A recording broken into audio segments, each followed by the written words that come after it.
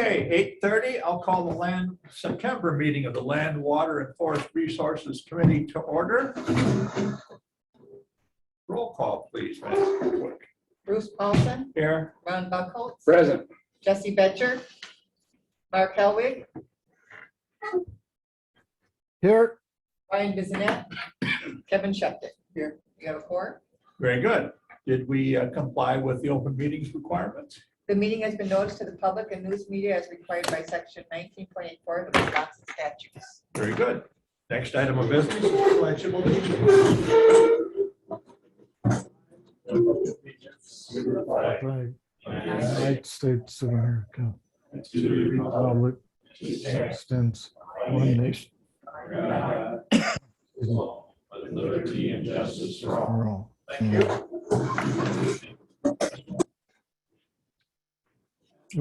At this time, we'll hear public comments. If we have a comment about something that's not on the agenda, we'll hear it at this time. I see you have a comment you'd like to make. You want to wait until the forestry report? No, I can do it now or then, whichever's up to you. It's up to you, lady's choice. Then I'll do it now. Good. Hey, my name is Barbara O'Brien, and I live at 13046 West Old Double O Road in Lenwood Township. I'm here to speak with you about the logging that's currently going on the Sealy ski trails. I want to make it clear that I am not opposed to logging, but I am, and I support responsible logging. But the logging that's currently being done along the Sealy trails is not responsible. It is irresponsible. The Sealy trails are used by hundreds of people, residents, and visitors, bikers year-round, hikers, snowshoers, and dog walkers.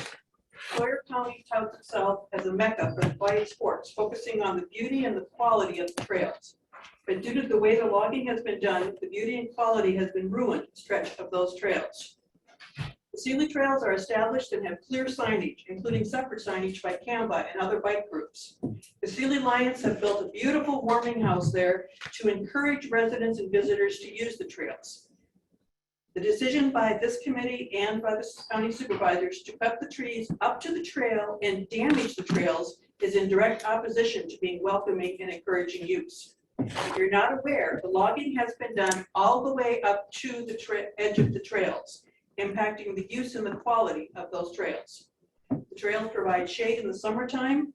They provide help the ski trail from melting. What has been done can't be undone, but it can be prevented in the future. This has been a disservice to the residents and visitors. This decision may have a negative impact on the tourism in the area, and it may result in claims of injuries against the county because of damage to bikes, users, and skis. The trails along the logged area are now currently damaged, dangerous. They're covered with branches and dug up by machinery. It's going to take a lot of work to get that cleaned up. I'm hoping the county is planning on doing that. A solution to this problem would be to approve logging up to a distance away, 500 feet or so away from the trails. This way, the integrity of the trails would remain intact and the experience of being in the forest would not be destroyed, and they wouldn't look as awful as it does now. The county would still be able to raise money from logging, and the many users of the trails would still have a positive and enjoyable experience in the forest. That's a win for everybody. In the future, when making decisions about logging and recreational use areas, make sure there is a substantial barrier between the logging area and the trails. Yeah. I encourage each of you to walk the trail and see the destruction that has been created. I have pictures to show what has been going on with the trails. Just want to take one of those and pass it around. That would be wonderful.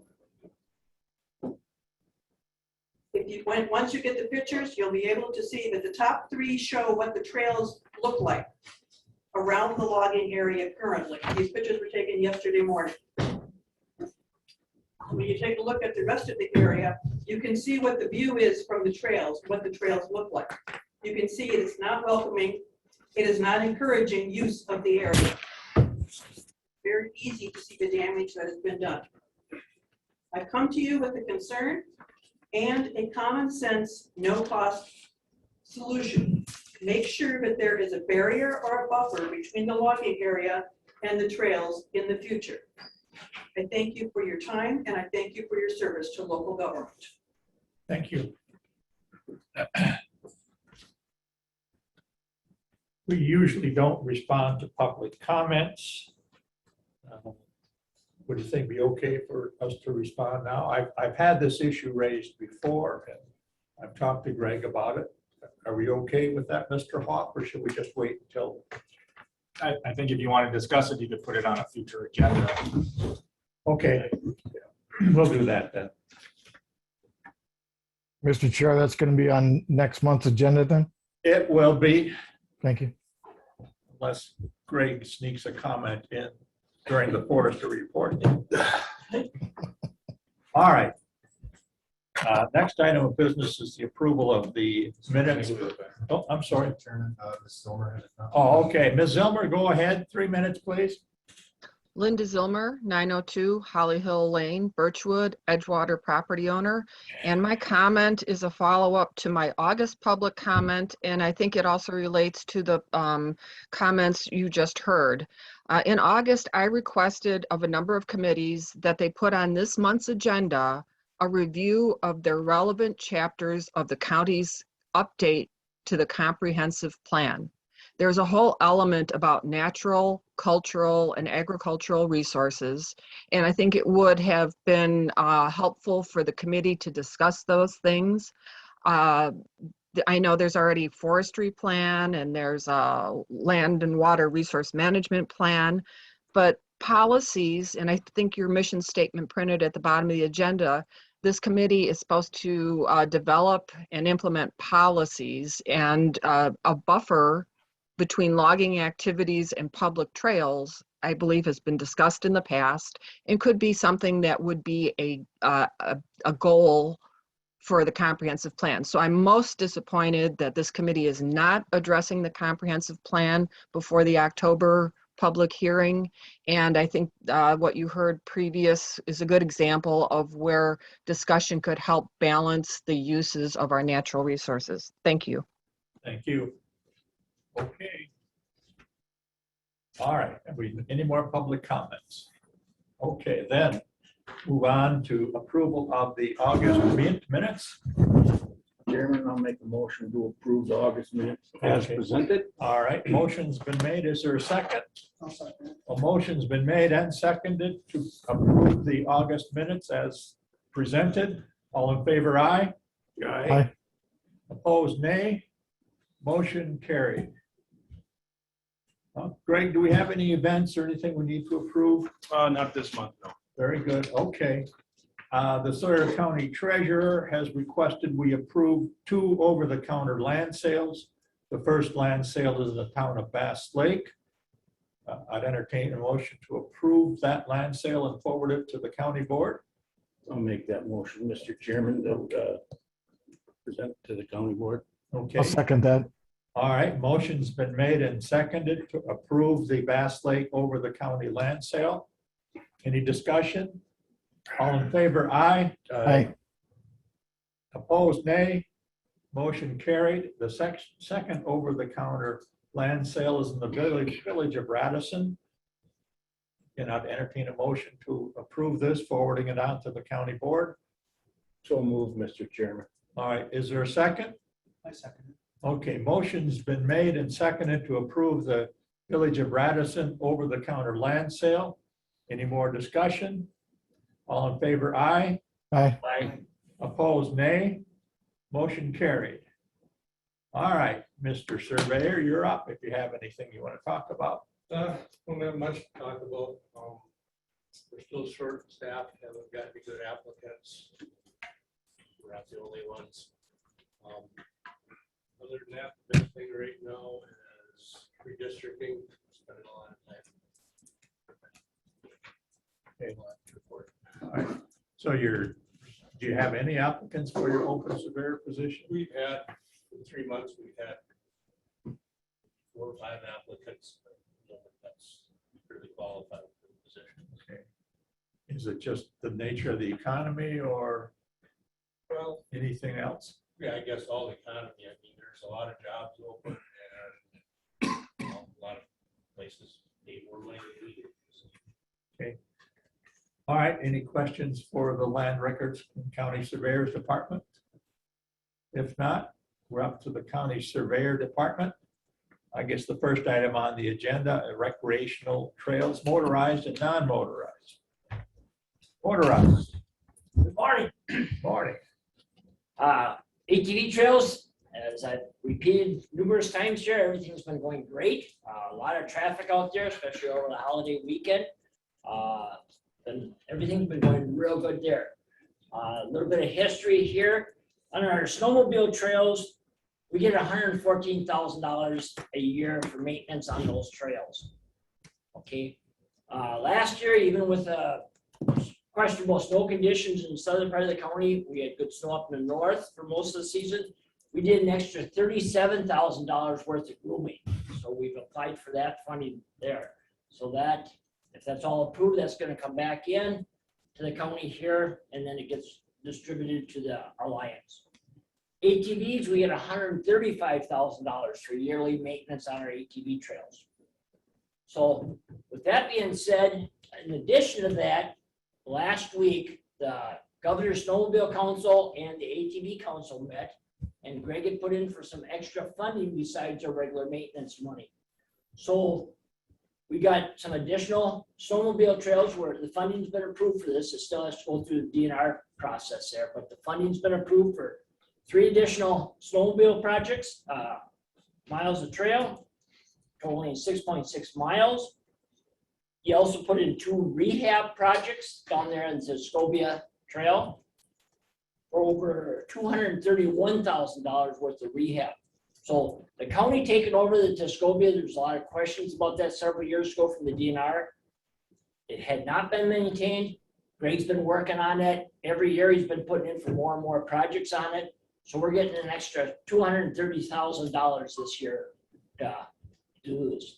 Greg's got a couple of grants out there right now, working on those, on the trails. We have to put out for grants this be next year before those grants will be going out. But just want to emphasize the extra money that's coming in there. Greg also did put in for some ATV trails, an additional 6.7 miles of ATV trails. A bunch that's on the LCO property, ones we've been worrying about trying to get maintenance on those. So that's going to be an addition. I wanted to also mention, years ago, the county used to provide $30,000 for the logging roads, for maintenance on the logging roads. Right now, there's nothing in the budget for the logging roads. So all of our maintenance that's done on the trails, and that's done by either the loggers going in there working on their sites, or the Alliance that's maintaining our ATV snowmobile trails. And I got to compliment Canva and the Birkebeiner for all the work that they do on their trails, because that's all donation work that they do on their trails. So that being said, if there's no questions, everything's been going great for us. I have a question. Don, on the Tuscobia Trail, I know you guys been getting that graded. Are you doing the whole section of the Tuscobia or just parts of it? And how is that working out? We've been doing most all the Tuscobia with the grading process. We were initially getting a lot of complaints on it because what we're doing for grading is we're pulling in the sides, pulling all that sod up there. So the sod is rough when the riders go over there, but you break it down to get it in. The big thing, you got to crown that Tuscobia so the water runs off of it.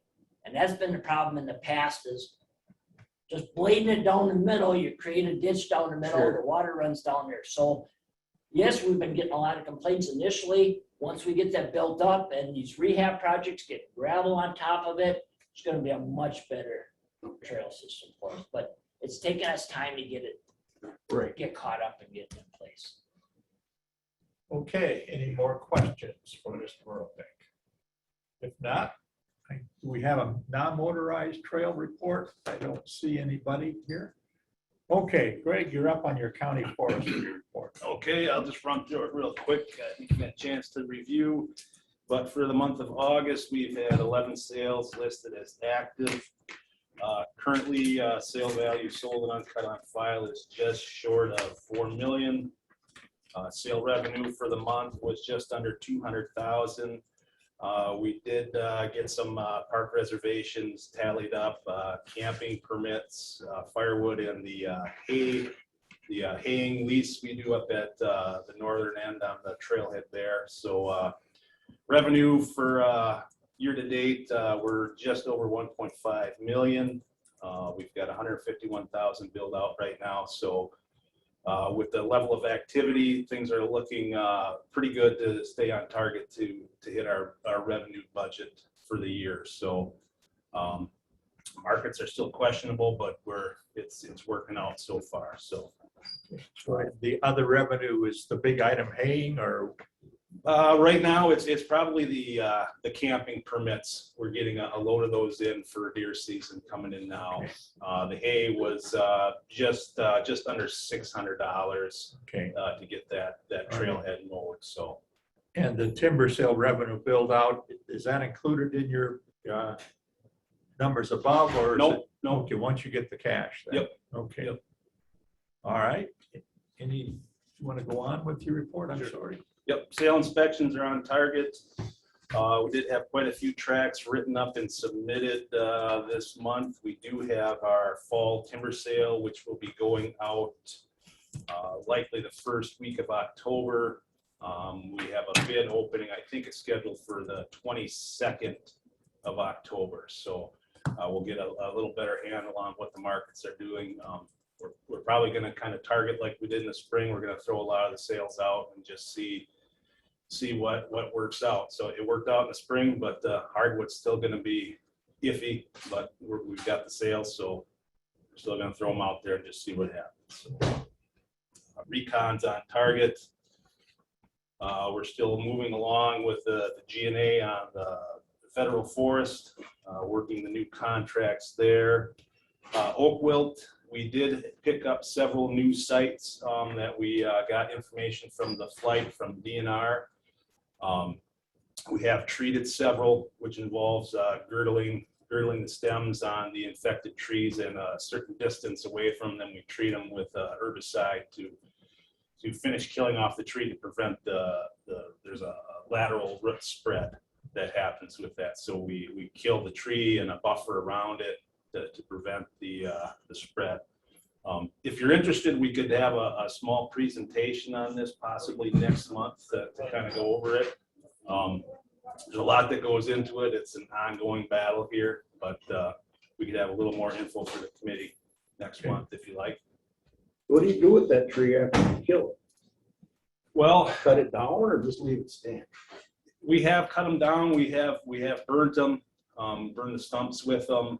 If there's a logging operation nearby, we try to salvage them, get them off site. There's a certain time period that those spore mats can still be active on the trees. So there's a number of different things we do. But if it's small enough, we'll girdle them, we'll cut them, and then we'll have them burnt just to eliminate that spore mat that those beetles get on and transfer on. So, other than that, I really don't have anything more to report for the month. As Don mentioned, the contracts are out for our ATV rehab projects. The contractor that has them is looking at this fall, getting through those 6 projects. And I guess I don't have to report any further on the grants that we applied for. Don covered that pretty well. So. All right. I have a question for you. I know that I've gotten a number of complaints, or some complaints, about cutting timber right up to the Berkey Trail. Mm-hmm. And, when I've looked into it, the facts are that it's primarily aspen, and the aspen are getting to the maturity where they're going to blow over and damage the trail, and that the Berkey actually is in favor of, I'll put words in their mouth, in favor of cutting right up to the trail, because they don't want to have the risk of the aspen falling over, killing people, hitting people, or damaging the trail. Is that the case here? Yeah, well, where these issues come up, it's almost 100% aspen, and people don't realize it, but these are second entries into these aspen stands. These were all clear cut in the mid to late 70s, and we're going back in again. And we consider aesthetics, we consider environmental issues, we consider economics with every timber sale we set up. I do not like buffers for multiple reasons. One, our harvesting practices are silviculturally, scientifically correct. Buffers imply that you're hiding the practice that you're doing. You know, when we do design these sales with trails in mind, but aesthetics is not our only concern when we set up a timber sale.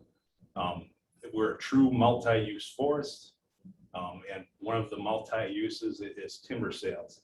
And with the majority of these recreational trails, they were installed with the understanding that we are still going to harvest. Aspen, our hands are kind of tied. In the state that we're in right now, we just can't walk away from, you know, how many hundreds, thousands of dollars of aspen for a purely aesthetic concern. Environmentally, this gets overlooked time and time again. You know, we have early successional species across the landscape that need new cutting, and nobody keys in on that because they just look at, well, it needs to be an old growth, it needs to be, you know, dark and everything like that. But early successional species like aspen, jack pine, you name it, these are decreasing across the landscape in the lake states. So when we balance all this stuff out, be it economics, be it environmental, be it social aspects, we can still harvest. And yes, it looks a little bit drastic when you go into it for the first time. But a lot of these sales, this one that the concern was, this is an active sale. They're on it right now. We repair any damage to trails, roads. We have a performance bond. So it's not fair to look at an active sale and say this looks like this and it's going to be horrible forever, because we're not done. You know, if we're done with this sale and everything is still in a certain state, then we can talk about it. But I guess that's my short answer. I could go on here, but Okay, but your practice is 150 feet of buffer along a trail, isn't it, when you camp? not necessarily. All right. Not necessarily. The only trail that has a buffer referenced is the Berkey Trail. And it's not a pure buffer, so we can cut right up to the Berkey Trail. It's just generally we try to promote a longer lived species, you know, oaks, hardwoods, things like that, or even pine. But when you have 100% aspen, there's really not much conversion possibilities for you.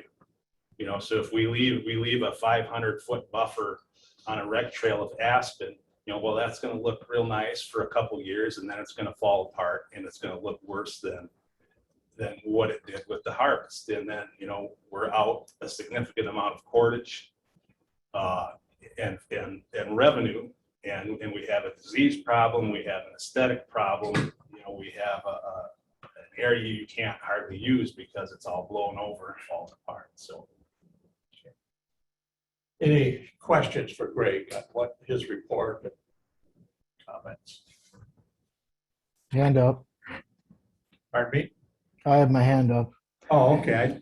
Hey, Greg, now you mentioned that there is sort of a buffer on the Berkey Trail. Why would there be a buffer, if you want to call it that, on that trail, but not others? It's just the way that the Berkey Trail was established in our last 15-year plans, that they did throw, you know, an advised 150-foot buffer on the Berkey Trail, but it's not a no-cut buffer. It's just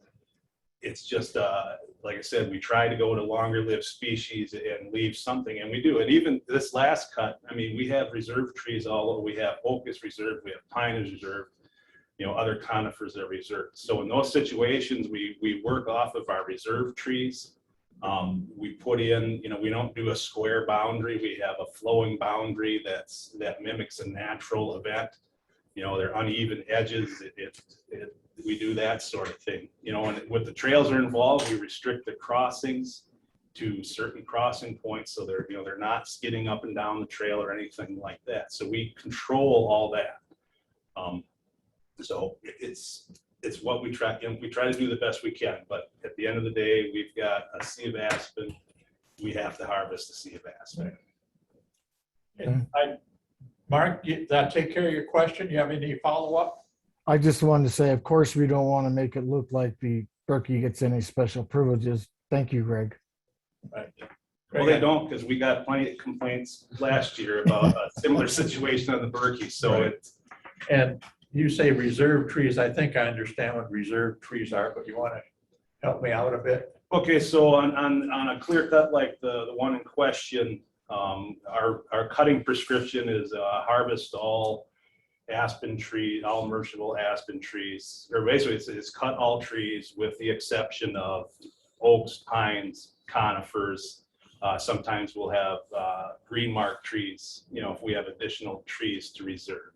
So it's just how we spec out the harvest. So basically they're targeting the aspen, soft maple, birch, things like that, and we leave the longer lived species on site. And the reason you leave them on there is because you want them to reseed, or? Well, it's just, there's an aesthetic component, there's a wildlife component. It's just a structure to the stand. So, you know, like oak trees, we have mass trees, and that's good for wildlife. That's good for aesthetics, you know, because you look on some of these ridge tops and we have, you know, a lot of oak trees left. And for me, I mean, I think they look nice, you know, but. Okay. Mr. Chair? Yes, go ahead. Yeah, just one more quick question. Hey, Greg, I've always noticed that when these people do this clear cutting, they leave all this stuff just laying on the ground. It looks terrible. Is that just the norm, or is that for maybe you just talked about it, I'm not sure, but is that to reinvigorate the land, or why is that all that stuff just left behind like that? Well, generally they take what's merchantable, you know, and so with aspen and most of our other species, that's a 4-inch top. So, you know, you do leave some residue behind and it does replenish the soil. Most of our contractors now, I mean, they're running on top of the slash, and we do have slash restrictions. They can't be a situation like this. They can't leave things hung up over 24 inches on the ground. But most of our contractors now, you know, they're operating more in the summer months, and they'll use these tops in the residue, and they'll run the machines over the top to minimize compaction of the soil running like that. So most of our good contractors, they'll flatten all that slash right down. So, and with aspen, I mean, it's only on site for a couple of years, and that stuff breaks right down back into the soil. That just looks terrible for the next couple of years. I'm sure Yeah. everybody else thinks Yep. the same thing, but all right, thank you. Okay. Any more questions for Greg on his forester report? All right, then we're up to your next item. Okay. We have been approached by Great Lakes Timber Professionals Association to host the Log a Load for Kids event. We did this, I think, 5 or 6 years ago. And the county's kind of take a turn, and it just came up quick, and I got a call a couple weeks ago. It's like, hey, it's Sawyer County's turn for log load. So, but basically, what we do is we've done a direct sale to one of the members that's involved with this. We'll sell them a small sale at our minimum price, and it's a big educational event.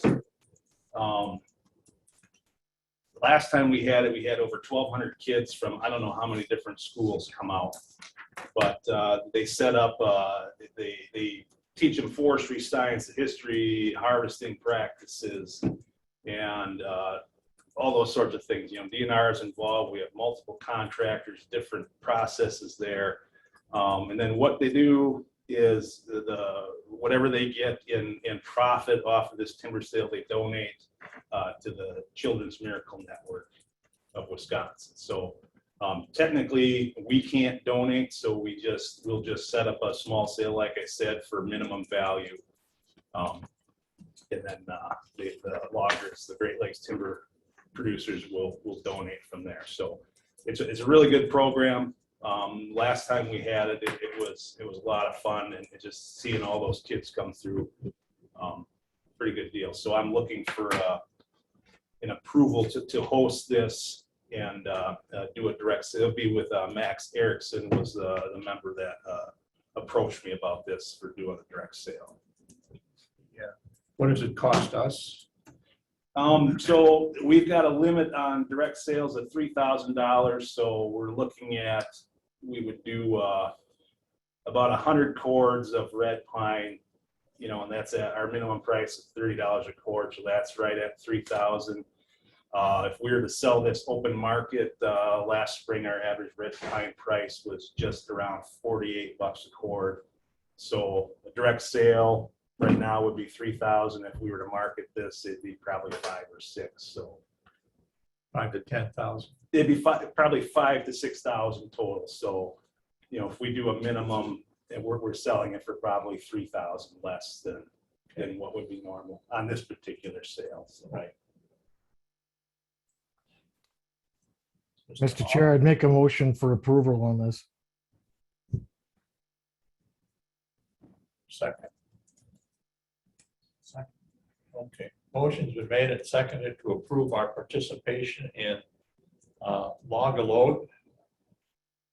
Any more discussion? I have a question. Mr. Hawk, how is that okay with you? I mean, we're donating, in effect, we're donating county money. Yeah, I haven't looked into that. I think we've done that in the past. yeah, this is our second time doing Right. this. Right. Is that the one that was up by Sealy? Yeah, off of Phantom.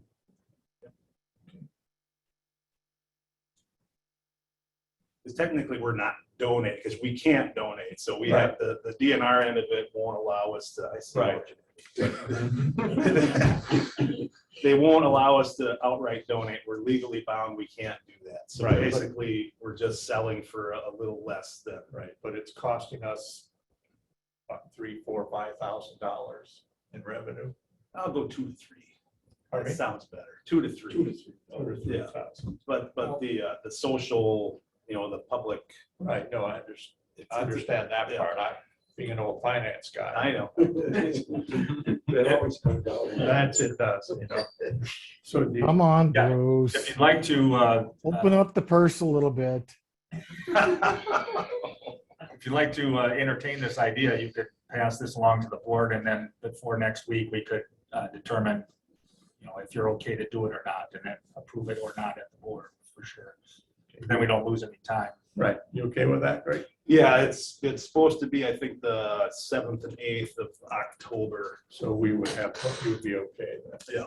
And other counties have done this, correct? Yep. Yeah, it's everybody takes a turn. So do you remember last year which county did that? I don't remember who was last year. Did you pay attention to that, Roy? No, I didn't. Okay, Mr. All right. Chair, do we have to amend the motion so that it goes on to the board? yeah, that would be appropriate. Okay, Okay, do that then. I'm sorry. second, are you okay with the amended motion? Yeah. Okay, Thank you. any more discussion on the topic? The only thing is that when you look at this, though, you're helping out all these network of kids. Right. It's, I believe it's a good thing, but it's. I'm okay with it. Okay. All right, so any more discussion? If not, then all in favor of log a load and then sending it on to the county board for final approval? Aye. Aye. Okay. Opposed, nay? Motion carried. All right, Mr. DNR. It's gotta give us carbon tax. Oh, I'm You know, sorry. I'm I'm old, sorry. Doesn't matter. No, carbon update. Go I ahead. don't have much to update. We're still going back and forth with Blue Source over with our information they need to come up with that assessment. So we should have something for October. Keep it on for the agenda for Yep. October then. Okay. All right, now the DNR report. Okay, some follow-up information on the Oak Wilt grant. I had mentioned before that Paul had secured a grant to help private landowners with the treatment of oak wilt on private land. Kind of gave me some more detailed information. This is a one-year pilot project, and if it's successful, they might be able to get more money for this in the future. The award amount was $50,000, and this is shared between Northwest and Northeast Wisconsin. Eligibility, you must have property in Sawyer, Washburn, and Douglas County. The contact is funneled through Paul. He goes out and inspects the site, and it gets prioritized based on factors if it's a leading edge in an unestablished area or if it's in a residential neighborhood. The program is kind of designed for woodland settings and not urban areas. The services that are provided, if it gets approved, the landowner will receive contact from a contractor. The trees will be treated via frilled girdle, like Greg was mentioning earlier. After treatment, the trees will be cut down, and from this point, the landowner is responsible for the cleanup. The grant pays 100% of the cost for the herbicide treatment and tree harvesting.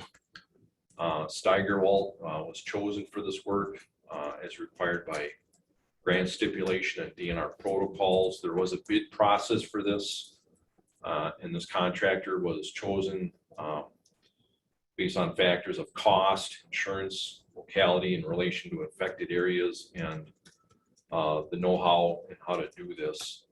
To date, 8 sites have been treated in Northwest Wisconsin and 4 sites have been treated in Northeast Wisconsin. The Connors Creek snowmobile reroute, I touched base with Kyle Marinoff down on the Flambeau, and he told me that there's a route that will be located on the east side of Highway M that will accommodate two-way traffic and will follow the ditch line, except in a couple of areas where stream crossings are present. There will be some improvements necessary in a couple of areas, and I guess the county highway department will be helping with this. When winter arrives, snow will be pushed off the road into the ditch with a road grader and will be used to pack the trail. And a meeting was held, with the highway department, the local snowmobile club, the DNR, and a representative from the sheriff's office, and all parties were in agreement on this reroute. And the length of the reroute along Highway M will be approximately 3 miles long. Mosquito Brook Dam, I believe Mr. Betcher requested a update on this. I reached out to Jacob Druffner, our dam safety engineer, and he did have something to pass along. The landowner had made contact with a nonprofit conservatory organization, a Landmark.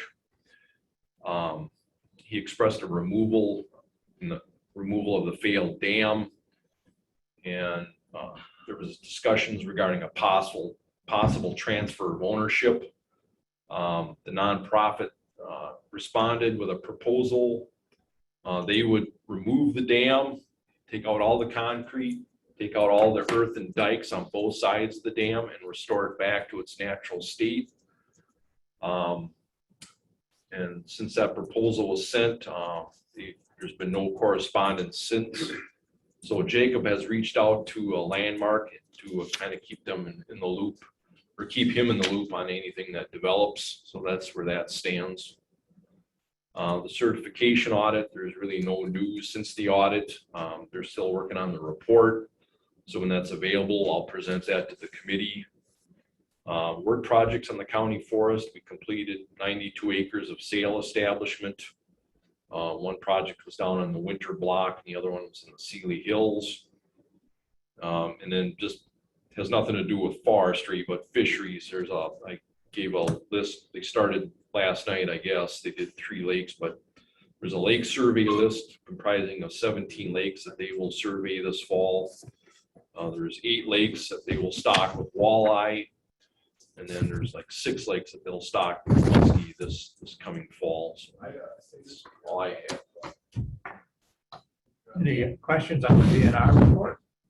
Just a follow-up comment on the oak wilt project. I was contacted, I don't remember the name of the DNR contact there, but they were looking at, with some of these sites they've identified are along lake shores.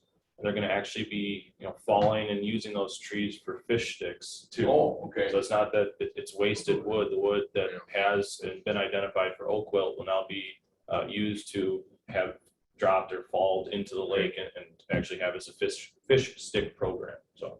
Okay. I didn't know that. So Yeah. I didn't know. Okay, any more comments, questions on DNR? If not, Jay, you're up on the Conservation Department update. Yeah, for the Conservation Department update, continuous dam operation and maintenance still. It's been an interesting year trying to control water levels when you don't get the water that you are accustomed to expecting. So that's always fun to monitor. The Billy Boyd Dam concrete repair has been completed.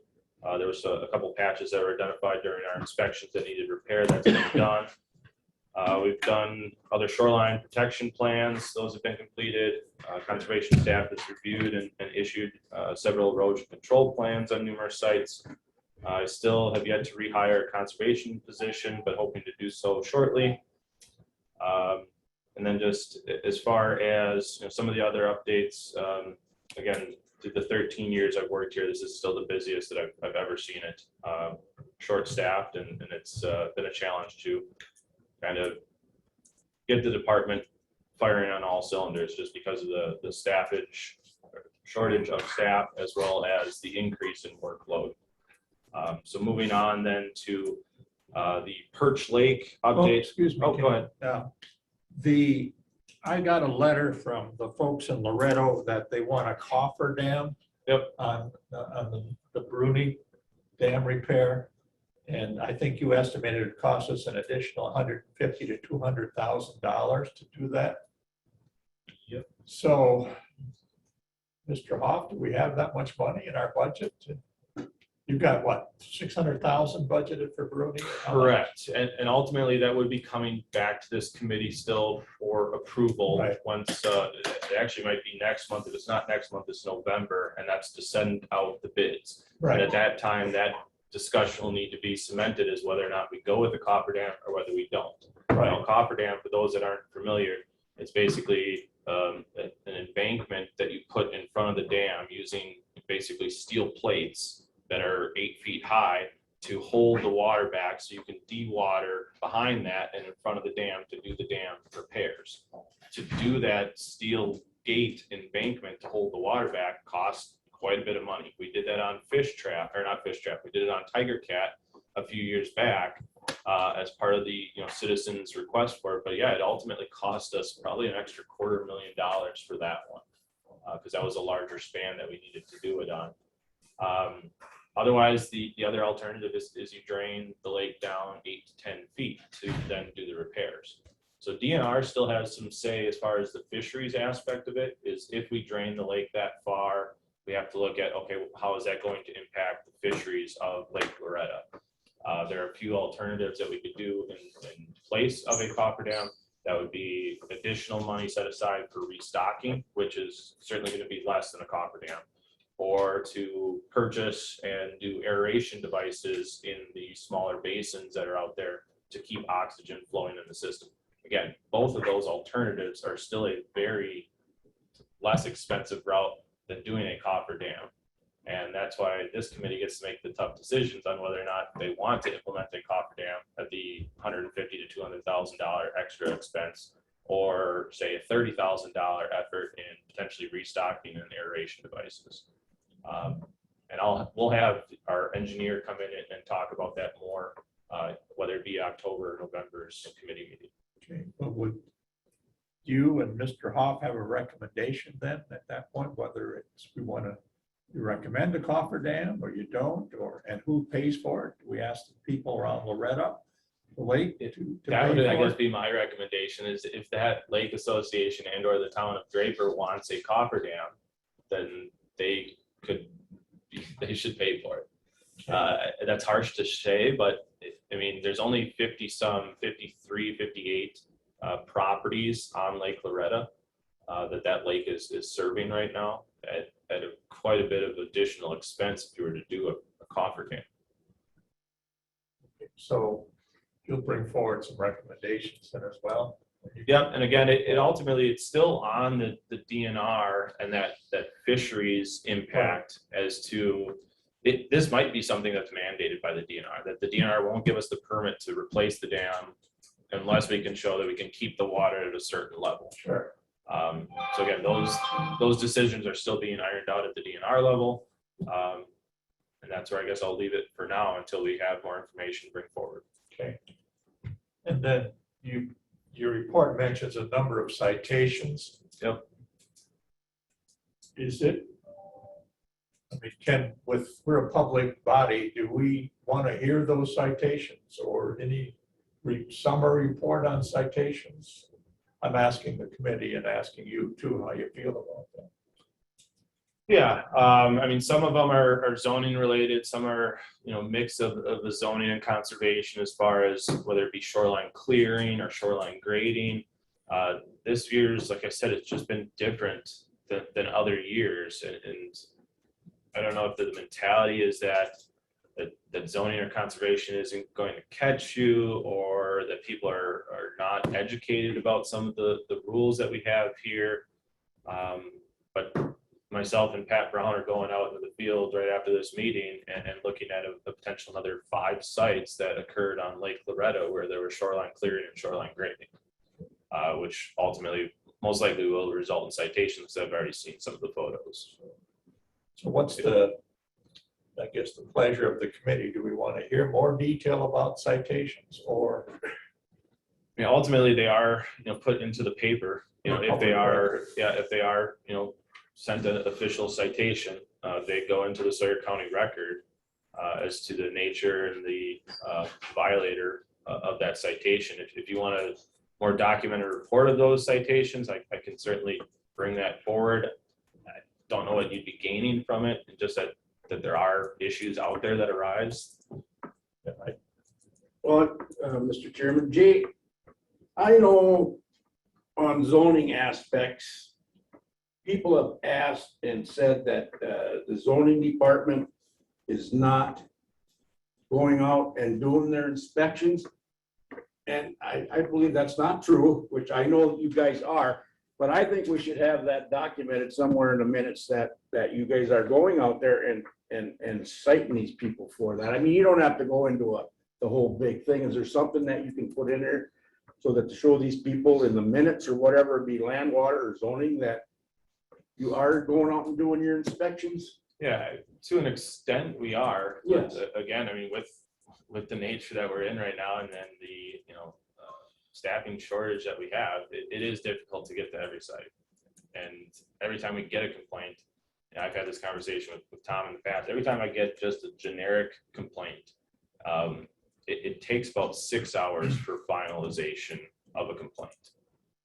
To drive out to the site, document the site, drive back to the office, start an enforcement letter, and then follow up with enforcement with that individual. Roughly takes 6 hours per complaint.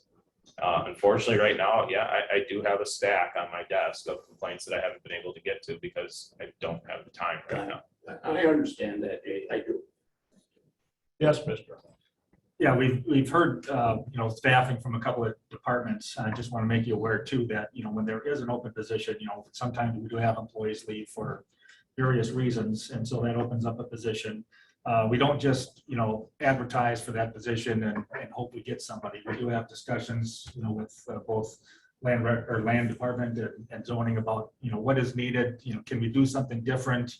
Especially in these areas that take a certain qualification, like a surveyor, you've got to have certain skill set. Okay, so if we can't find somebody with that skill set, can we do something different? Can we rearrange duties or something to fill the gap? Especially, in Jay's position, we've had a lot of discussion about the enforcement aspect, and they are overwhelmed with this season that we have of activity. But can we do something different with those positions to maybe beef up the enforcement rather than doing the same old thing that we used to do? So it's not just putting an ad in the paper and hoping for the best. We're trying to with our limited resources, trying to figure out what is going to accommodate the services that these guys need to provide and what's the best way to tackle it. So that's kind of where we're at with some of these things.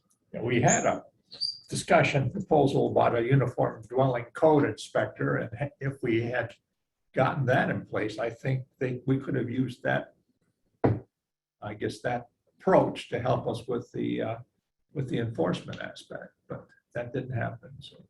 It's not off the burner, it's just on the back of it. It's Right. just, I kind of got dead-ended in far as, okay, well, we've gotten the approvals, the county wants to do this.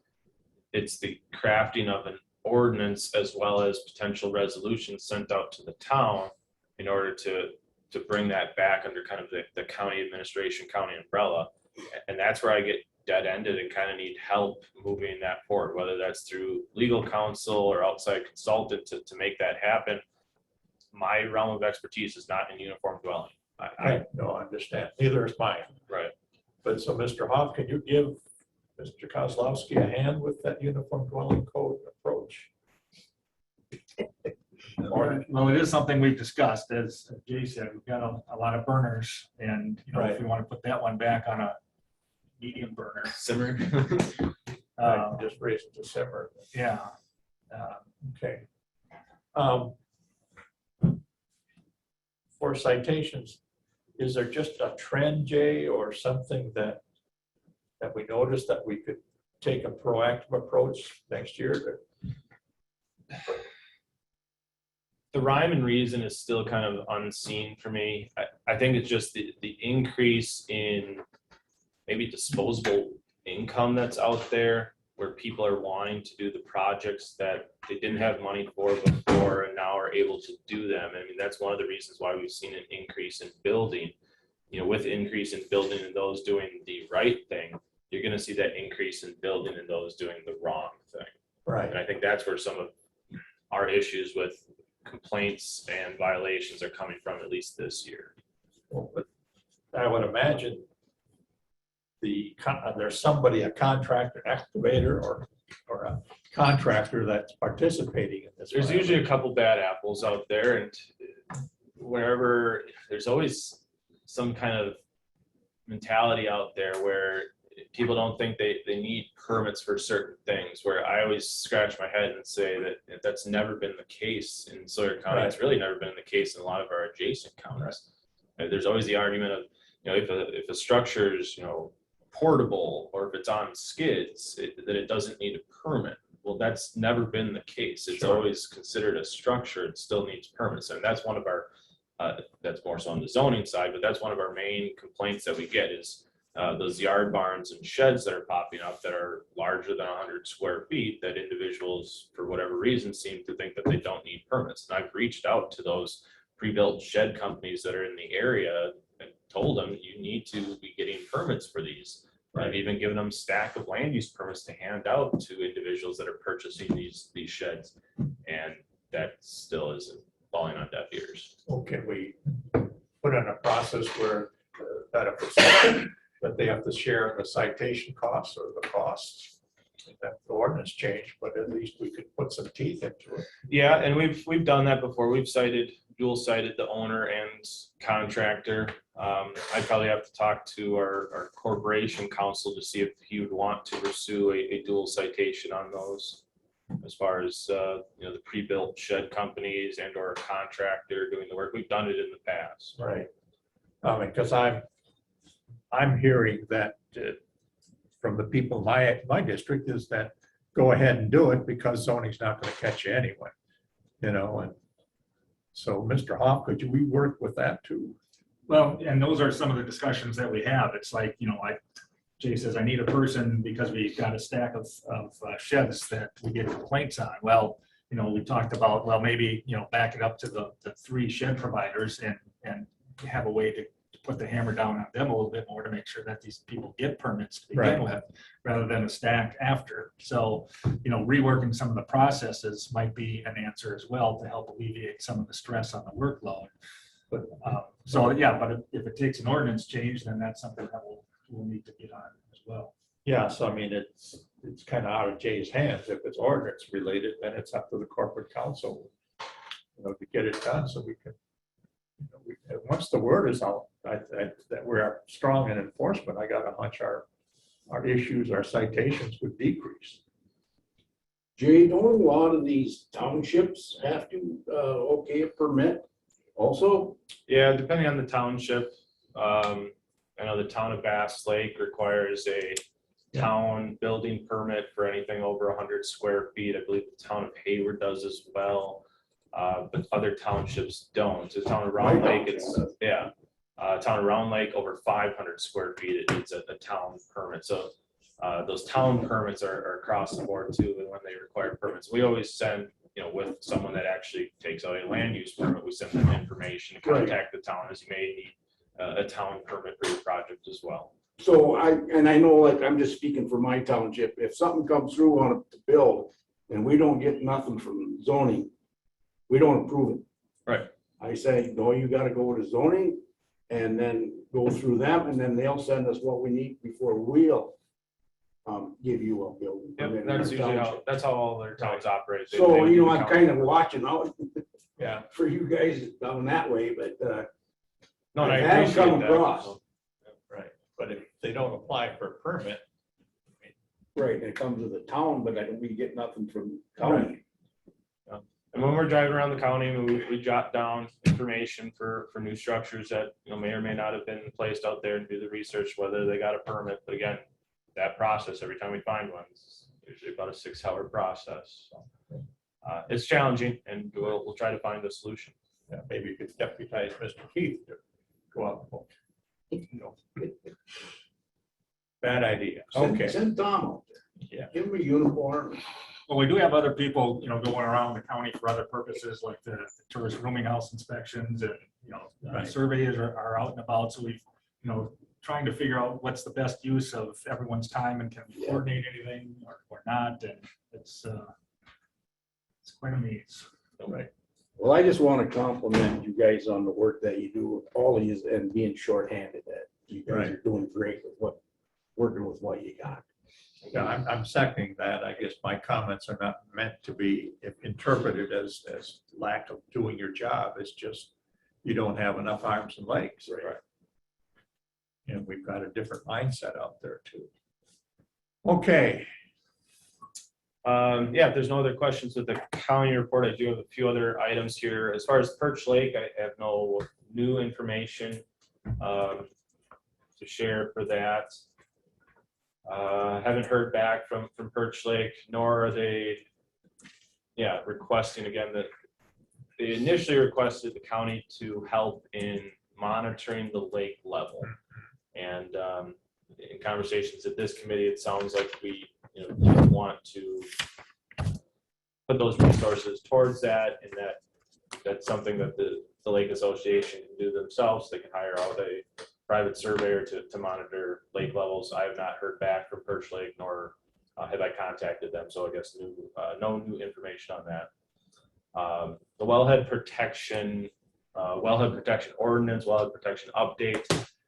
The only information I guess I would have to share with that is, in my research from it, there's only a few counties throughout the state that have a county-wide wellhead protection ordinance. Most of the wellhead protection ordinances you see out there are from other municipality levels, whether it be a town, village, city, etc. If the county was wanting to look further into having a county-wide wellhead protection ordinance, it probably would require additional staff.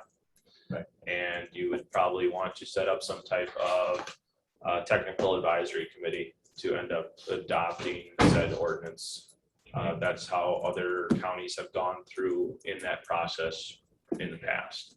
so do you have a recommendation on wellhead protection? It was brought up before, and I said I'd give an update for it. As far as a recommendation, like I said, in order to do a county-wide wellhead protection ordinance, I would need additional staff to do it. And if that's not in the cards right now for the county, then my recommendation is that no, that the county would not proceed with the wellhead protection ordinance, and we would leave it up to each individual town or municipality to adopt. Okay. How does the committee feel about that? Mr. Chairman, Yes. Linda Zilmer speaking. I've been the one that's bringing this forward to the committee. I just want to clarify that what I have requested is a municipal public, a municipal wellhead protection ordinance, which would not require additional staff. We have very few municipal wells in the county, and one is just over the county line. And I think an overlay district that helps protect those few zones that are in Sawyer County is not burdensome, and there are samples of countywide municipal wellhead protection ordinances that are easy to go by. I don't think it requires the level of work that's being suggested. Thank you. Thank you. The follow-up with that, so if it is a municipal wellhead, then the municipality should have the ordinance in place for it. And they can certainly share that ordinance with us, and we can have that checks and balances that if there's a project being proposed within that overlay of that adopted municipal wellhead protection area, that we can be at checks and balances. But I'm not going to go forward with an adoption process on that if the municipality hasn't identified it. Right, I understand. And Mr. Chairman, I think it was the village of Birchwood where we tried to engage Sawyer County from the very beginning and all throughout the process. And our plan, which identified the area that was subject to risk of contamination of our well, was identified, as well as our ordinance. And I keep raising this because there has not been that coordination between Sawyer County and the local municipalities who do have their own ordinances. Thank you. Thank you. I have not been contacted by Birchwood. It may have been the predecessor that was, but I have no information on that. All right. Any? How you doing? You covered what you wanted to talk about. Yep. I do have a USDA update. I don't know if that got into the agenda. I got it late from them. I do want to read it here into record though. This is from NRCS activity report for environmental quality incentive program, also called EQIP. The field office is currently servicing 69 applications for the EQIP in 2022-15 here in Sawyer County. Application batch date for the EQIPs of 2022 has not been announced. The Spooner field office accepted over 50 applications for the EQIP program in 2021. 19 of those were in Sawyer. EQIP 2021 sign-up resulted in 29 new contracts with total contract obligations of $379,883 on just short of 4,000 acres. 4 new contracts were selected in Sawyer County with contract obligations of $72,154 on 442 acres. EQIP practices associated with the new contracts in Sawyer County include forest management plans, forest stand improvement, tree and shrub establishment, wildlife habitat planting, and early succession habitat management. Conservation stewardship program, field office accepted 22 applications on the conservation stewardship program. 4 applications were submitted for the funding in 2021. The EQIP local work group held its annual gathering for customers and conservation partners that was conducted virtually on July 27th. And just some general information that was also submitted is Molly Brown was hired on as the contract employee to assist with clerical duties back in March. Forest wildlife specialist Jared Elm continues to expand their clientele. This position provides an excellent opportunity for private landowners to get engaged in conservation programs to implement wildlife practices and good forest stewardship. Field office continues to provide assistance to our customers throughout the pandemic. Employees continue telework as only 2 employees can work in the office per day. The field office employee are currently working in the field and office and continue to work remotely. Field office is allowing customers into the building by appointment only with limited access to the front counter only. Customers and employees must wear face masks at all times and must provide proof of vaccination or recent COVID test before accessing the service center. That is the USDA report. Okay, do you have anything to add? Just a couple of things. Lady Smith, short staffed too, so they just closed their posting yesterday. And there was, as far as I know, there was only one person that applied. The other thing is the dairy margin coverage. There was another payment triggered here for $3.82 for the month of July. And then pandemic assistance for timber harvest and haulers. There's still applications being accepted up to October 15th here for them guys. And then Conservation Reserve Program, general sign up 56. There's only been 2 applicants contracted for Russ County, 1 for Sawyer. That it? Yep. Good. Under future items, Greg offered to give us a broader education about oak wilt. Is that something you want to talk about next month? Yeah. Okay. All right. Put the dog and pony show on oak wilt. On the Sure, why not? Good. All right. Anything else for the good of the cause, as I say? Yes. Okay, Mark. Yeah, Mr. Chair, could you just clarify for me, as far as the public jumping in during the meeting, is that allowed or is that just something that you just let in happen today? Yeah, I've been advised it's the chairman's discretion. All right, thank you. You're welcome. Mm-hmm. Thank you. You're welcome. All right, if nothing else, we're adjourned. Thank you, everybody.